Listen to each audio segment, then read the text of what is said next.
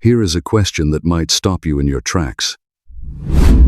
How does a car manufacturer sell 173,000 vehicles in barely 2 years and then quietly retire the model and move on? No crisis, no scandal, no recall. Just a polite wave goodbye and a brand new replacement rolling onto the forecourt.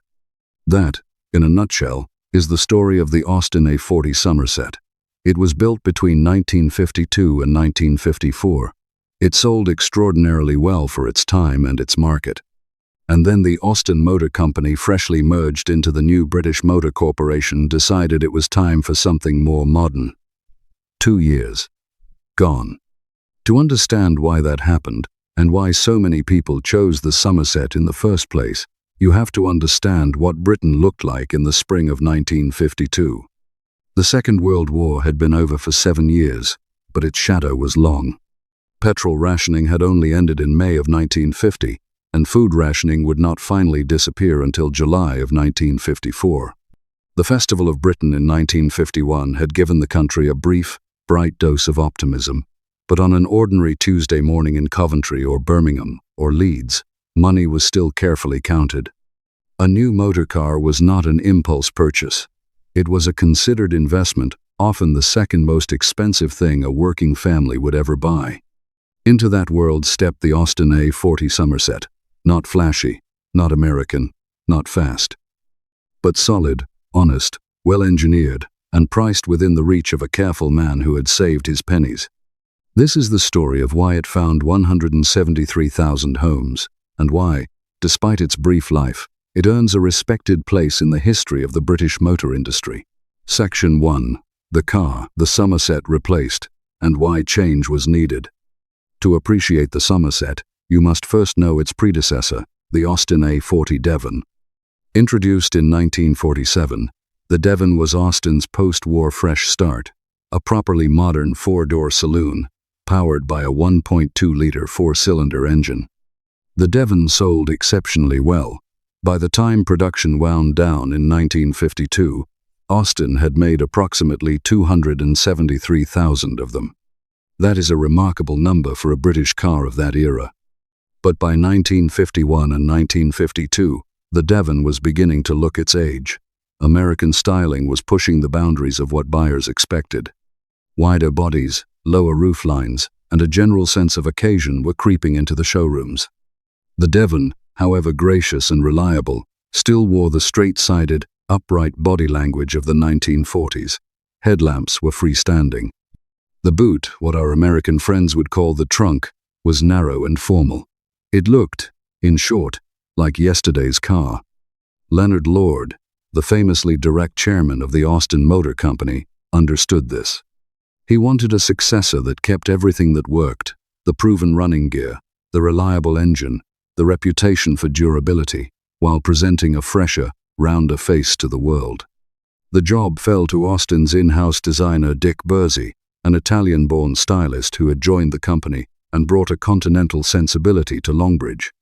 What Bursey produced was the Somerset, wider, lower, and considerably sleeker than the Devon. The headlamps were now faired into the front wings, the rear was rounder and more integrated. The overall effect was of a car that had been gently inflated, more substance, more presence, without losing the compact, manageable proportions that British buyers wanted.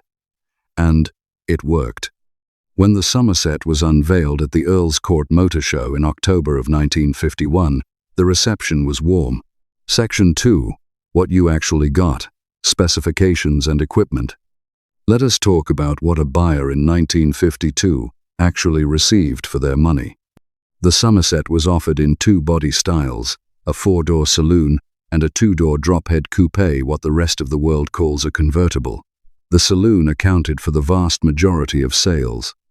The drop-head, though handsome, was the more specialized choice.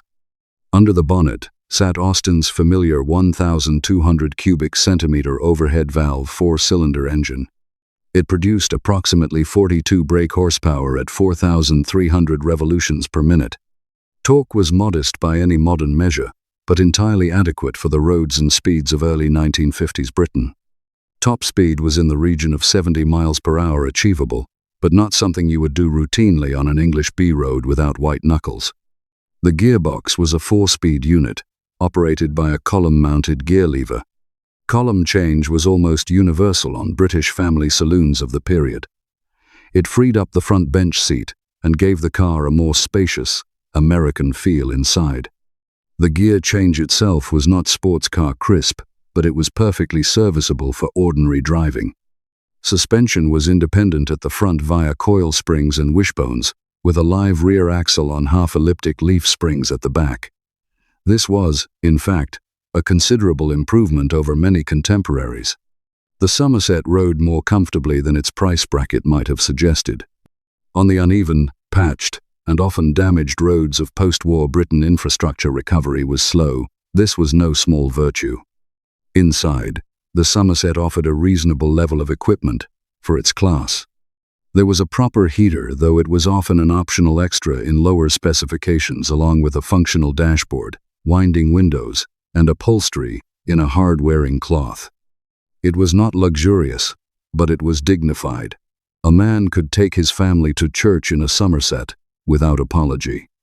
The drophead coupe, meanwhile, was a genuinely attractive motorcar. With its hood lowered, the Somerset convertible had lines that would not have embarrassed a car costing considerably more. Approximately 7,243 drophead coupes were built across the production run, a relatively small figure that makes them sought after today. Section 3. The price and who was buying. Now, the question every serious car buyer asks first: what did it cost? In 1952, the Austin A40 Somerset saloon was listed at approximately £699, including British purchase tax. Without purchase tax, which was the relevant figure for export customers and for business buyers who could reclaim it, the basic price was lower still. To put that in context, the average weekly wage for a manual worker in Britain in 1952 was in the region of £8.10. A Somerset, then, represented approximately 80 weeks of gross earnings for an ordinary working man. It was not a cheap car. But it was not absurdly expensive either, and on hire purchase terms, which were increasingly available, it came within reach of a skilled tradesman, a junior manager, a school teacher, or a small businessman.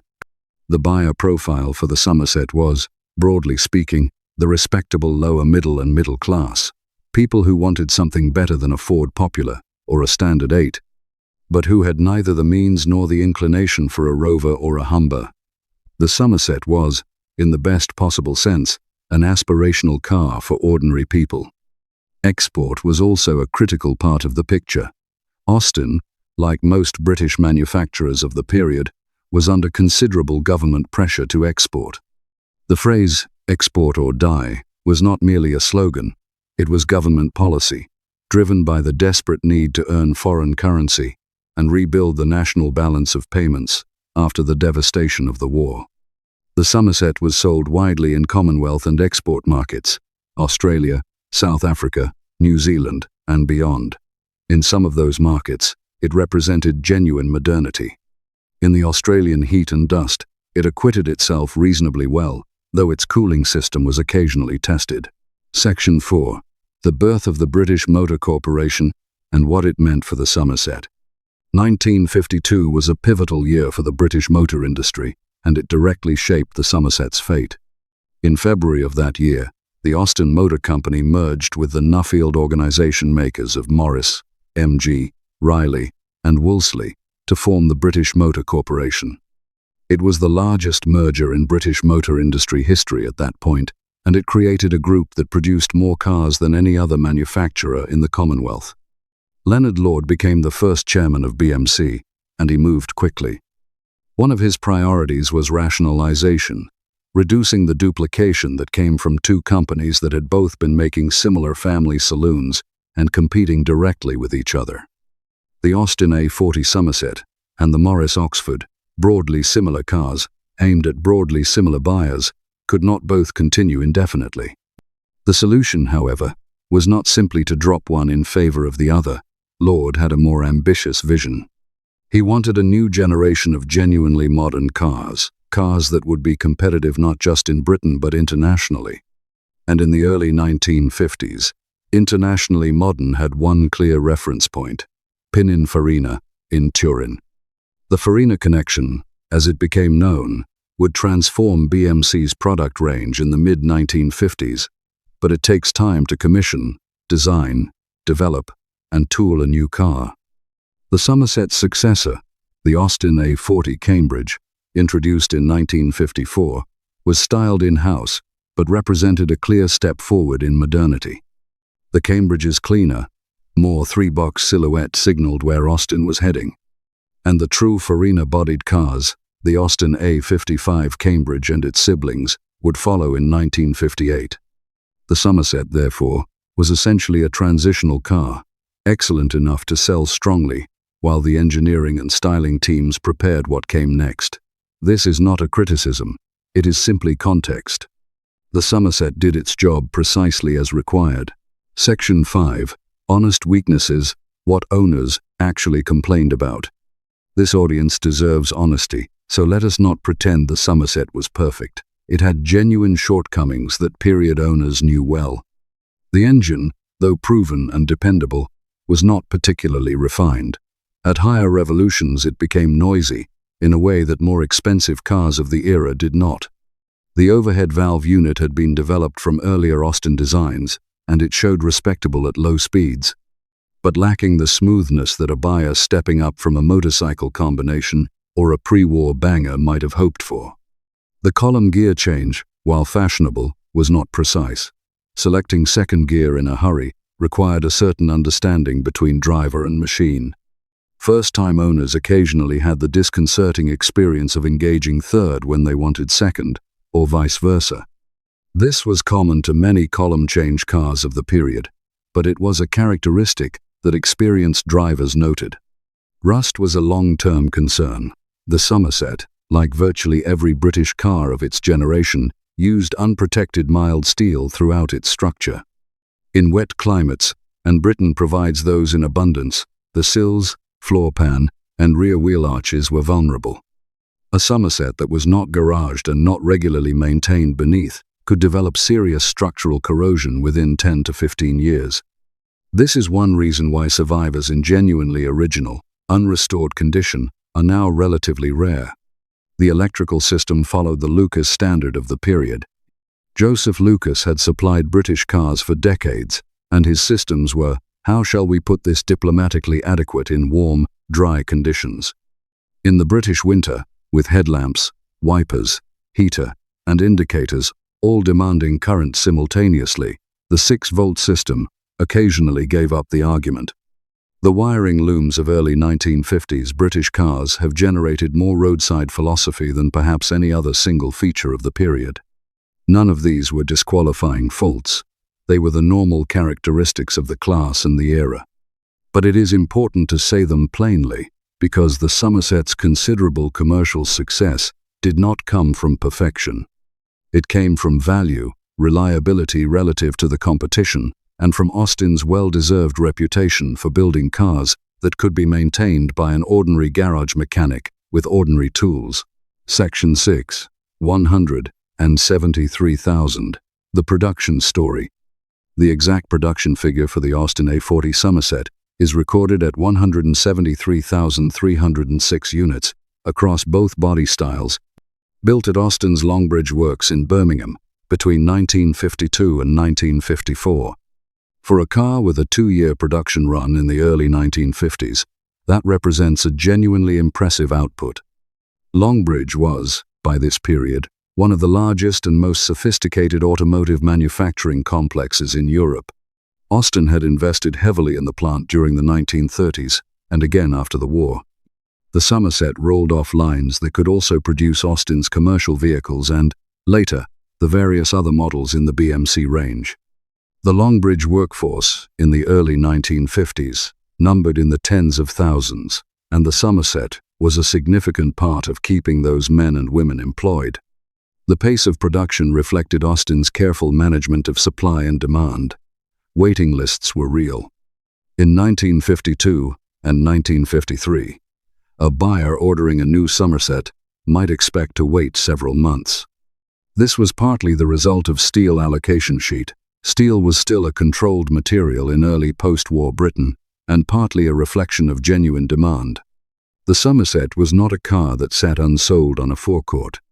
Today, the survival rate of Somersets is relatively modest.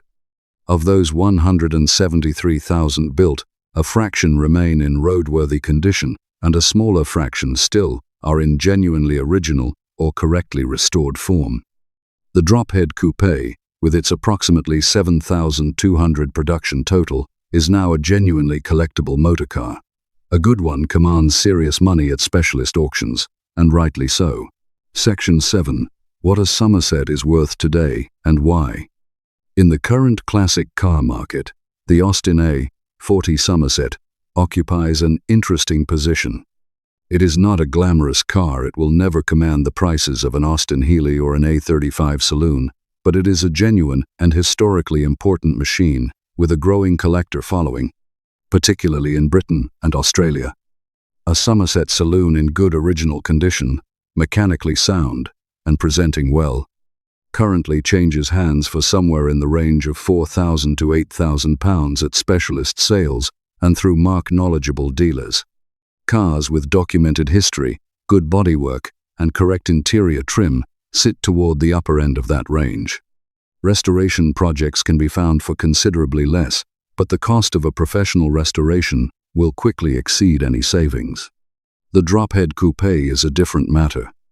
A correctly restored and presented convertible can reach £15,000 to £20,000 or more in the right room, a reflection of its relative scarcity and its undeniable visual appeal, with the hood lowered on a sunny afternoon. Parts availability is reasonable. The Austin A40 family is well supported by specialists, particularly in the UK, and the engine is sufficiently simple that a competent home mechanic can attend to most routine maintenance. The Somerset also benefits from an active club scene. The Austin A40 Farina Club and various affiliated groups provide technical resources and community that makes ownership far more practical than it might otherwise be. The original price of approximately £699 in 1952 translates, when adjusted for inflation, using the Bank of England's historical series, to a figure well in excess of £25,000 in today's money. A good Somerset saloon, therefore, currently represents something of a bargain relative to its original real-term cost. The convertible, however, has done rather better than the market might have predicted. So, back to our opening question. Why did 173,000 buyers choose a car that would only last 2 years in production? The answer is, I think, straightforward. They chose it because Austin built their reputation carefully and honestly over many decades. They chose it because the Somerset was a genuine improvement on the Devon. It replaced fresher, more comfortable, and more modern, without pretending to be something it was not. They chose it because the price was fair relative to what you received. And they chose it because in 1952, in a Britain still working its way out of austerity, what most buyers wanted was not excitement, it was dependability. The Somerset delivered that. Quietly, without drama, in the rain on the way to work and on the occasional summer Sunday drive to the coast, the Somerset did what it promised. The fact that Austin replaced it with the Cambridge after only 2 years was not a judgment on the Somerset's failure. It was a sign of how quickly the motor industry was moving in the early 1950s and of how ambitious the newly formed British Motor Corporation intended to be. If you owned a Somerset, or if your father or grandfather did, I would genuinely love to hear about it in the comments below. What color was it? Where was it garaged? Did it make it to 100,000 miles? Every one of those stories is part of a history that deserves to be remembered and recorded. If you have found this useful, and I hope you have, please do consider subscribing to the channel. There are no algorithms being gamed here, no clickbait titles, and no invented statistics. Just honest research about remarkable machines and the people who built and bought them. Thank you, as always, for watching, And thank you for caring enough about these cars to want to know the truth about them. That is exactly the audience this channel exists for.